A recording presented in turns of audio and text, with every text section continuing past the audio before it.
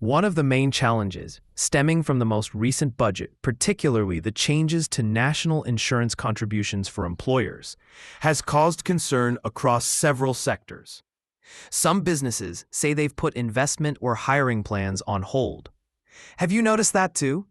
And more importantly, do you have a message of reassurance for those businesses now facing steeper staffing costs as the new financial year begins? As I mentioned earlier, in response to Dame Harriet's question, of course, any government tax decision has consequences. But are you personally concerned that some businesses might now be holding back on investments that could fuel growth? Especially the sort of small-scale job creation Dr. Sander referred to. Jobs that matter most in regions lacking major industries.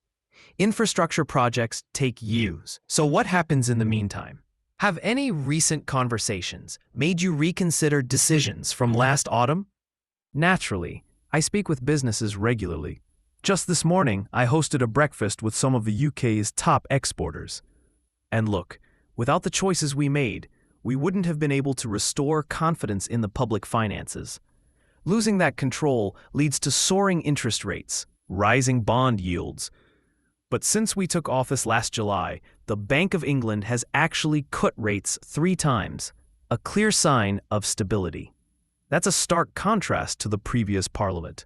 And this stability means borrowing costs have fallen, not just for families, but for businesses too. If you examine vacancies, they've stabilized. And the Office for Budget Responsibility forecasts rising employment during this parliament. Let me add something important about small businesses. If you're employing 4 people on the national living wage, you'll now pay no national insurance at all. We raised the threshold, and that protects the smallest employers. In fact, some small businesses that were previously paying national insurance no longer have to. So from where you're sitting, how are you measuring the impact on small and medium-sized businesses, especially those in regions with fewer economic opportunities? What metrics help you gauge whether they're growing or struggling? I regularly engage with businesses and trade groups, like the Federation of Small Businesses.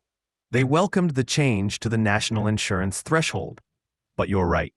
People may be polite in meetings and critical behind the scenes. So how will you truly measure whether these policies are encouraging businesses to grow and hire? It's not just about polite conversation. The Federation themselves acknowledged that we acted on a key recommendation they've long supported, raising that threshold. So yes, we track business formation, vacancies, and the number of active businesses. It's a full picture. But is there anything in particular you're watching that could raise alarm bells? If more small businesses began folding, or hiring freezes became common, would that set off concerns for you as Chancellor? Of course, we monitor all labor market data closely. Despite concerns, wage growth is actually running at about twice the rate of inflation. Many predicted wages would collapse due to national insurance reforms. That simply hasn't happened. In fact, wages continue rising and vacancies remain high, historically high, signaling that businesses still want to hire. Now, it's about redoubling our efforts to support people who are currently out of work. With around 700 to 800,000 job vacancies still open, the demand is clearly there, but businesses are struggling to find skilled workers. So it's on us to help close that gap. And if I may, Chair, just to tie back to the earlier question regarding national insurance changes, the OBR, Office for Budget Responsibility, also weighed in during their most recent appearance before the committee.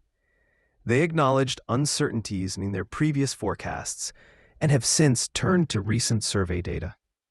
That data is mixed, as they've explained. Following the budget hearing, they've weighed potential trade-offs, prices, employment, wages. And despite the complexity, they haven't changed their underlying forecast. Their narrative still holds. This year's slower growth is roughly 1/3 linked to short-term productivity, while the rest stems from broader cyclical factors, global issues like high bond yields and soaring energy prices. We're all grappling with those. Thank you, Mr. McFarland.